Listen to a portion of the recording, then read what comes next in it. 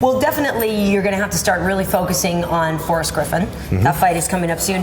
When do you I know obviously you never stop training, but when do you start really doing this hardcore?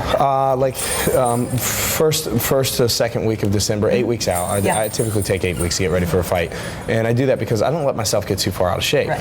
So, doesn't look like it. no, I just, I'm not one of those people. I know guys that take 12 weeks to prep for a fight, but they spend the first 4 weeks getting themselves losing 25 pounds. Yeah, like I'm training to get ready to get ready. Right, exactly. Exactly. So I'm never in that position where I come into a camp and 8 weeks out and I'm like I have to get I have to lose 15 pounds just to get in training shape. Not necessarily fight weight, but just training shape. Training shape, right. However, you are starting after Thanksgiving. I don't know if Thanksgiving, my favorite holiday. I throw down in the kitchen. I'm a very good cook. Are you down with Thanksgiving? I love it.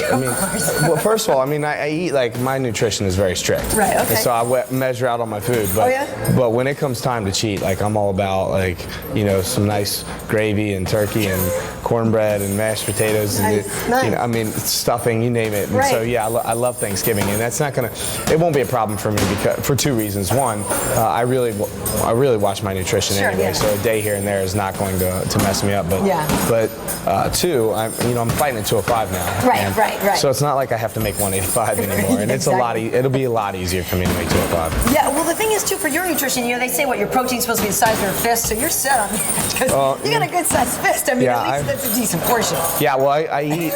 With me fighting at 205 now, and I want my weight to be, I try to get my walk around weight at 225 or something like that, which is just really difficult for me to get to. Especially as I start cranking things up for training. I eat about 70 grams of protein a meal. Yeah, so I'm cranking out about 4,500 calories, 5,000 calories a day. Yeah, tons of fat, and it's nice actually. Now that I fight at 205, I'm not talking like cheeseburger fat. You know what I'm saying? No, smart protein. Yeah, exactly. Yeah. Well, I did want to talk about that because you've evolved. You've fought at middleweight, light heavy. You've done some catch weight bouts and stuff like that. So this is definitely where you feel good, though, right? And this is going to be where you want to stay for a while. I feel good at 205. I like not having to cut the weight. That's a tough division, Rich. It is, and there's some big guys there. And if you saw Forrest and I standing next to each other, you'd think that we were in two separate weight classes. He's 6'5". He's 6'3", but he's just broad shouldered. He's just a big man. Big boy. I stood next to him. He was actually my assistant coach when we did the Ultimate Fighter. Right. And when I took replaced Tito. Right. And when he walked in, I just looked at him and I was like, wow. And of course, he was out of season and he was out of shape, so he was 20 pounds heavier than he normally is and whatnot. But I was like, wow, I can't even get that big in the off season if I try. Right, if you tried. Well, he's been on the book tour, and he's been probably grazing at the PR events and stuff with the book tour. Sure. But that'll be an interesting fight. Definitely going to be a stand-up battle, right? You guys are going to be slugging it out for sure. Who knows? But it seems like you both enjoyed that part of it. That's what I'm getting. Yeah, Forrest and I are both it's funny. because we both have a sense of humor. He's probably a little bit funnier than I am, though. I'm not afraid to admit that on film.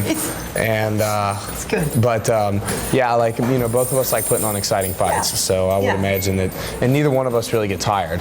Right. So I would imagine that from bell to bell, this is going to be nonstop. I actually want to know what the fan reaction has been to you, because essentially you retired Chuck. Dana doesn't want him to fight after his fight with you, and I know Chuck hasn't officially said he's done or whatever, but I'm curious what the reaction has been to you after that fight when you knocked him out. Other than the interaction I have with the fans that I meet, if I do an autograph signing or something like that, I don't do a whole lot of reading on the internet, so I really don't know. But that fight's one of those fights where Chuck is just he's a legend in the business already. He's a cornerstone of MMA, and so no matter what, people are going to respect him. And so even if you're not if you're a Rich Franklin fan, you still have respect for somebody like Chuck Liddell. Unfortunately for Chuck and I, we were friends before the fight. There was good sportsmanship throughout the fight, and it wasn't like a bitter loss on anybody's part or anything like that. And I hate being labeled as a guy that retired Chuck and whatnot, but And who knows? I mean, Chuck might have another fight, and I don't know what his plans are. I know one thing. I know he came in that fight in great shape, and he looked better in that fight than he's looked in the last. I think he looked better, physically looked better in that fight, and was moving better in that fight than he pretty much had in his entire career. Throwing a lot of kicks, very agile, good footwork, mix it up with the takedowns, broke my arm. You were the champ.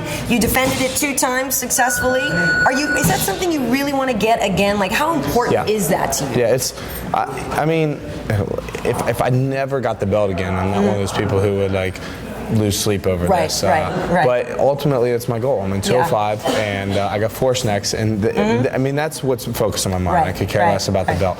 The next fight is the most important thing to me. But I know that if I can put a few wins together, especially against key opponents, then it's going to put me on the road to a title, and ultimately that's what I'd like to do. Because that division though is so tough. It is. I'm not telling you anything you don't know. Yeah, but, trust me. Geez. I'm tough. Yeah, I did. That's not taking anything away from you. You see that? Get my ass kicked here. I'm gonna stop while I'm ahead. I wish you the best, and again, congratulations on Hamill. I think that movie's going to do great things for Matt, and just it's going to make us all feel good. I swear, I told people you will leave in such a better mood than when you sat down. So, and yeah, just wishing you continued success. Well, thank you. I appreciate it. Thanks.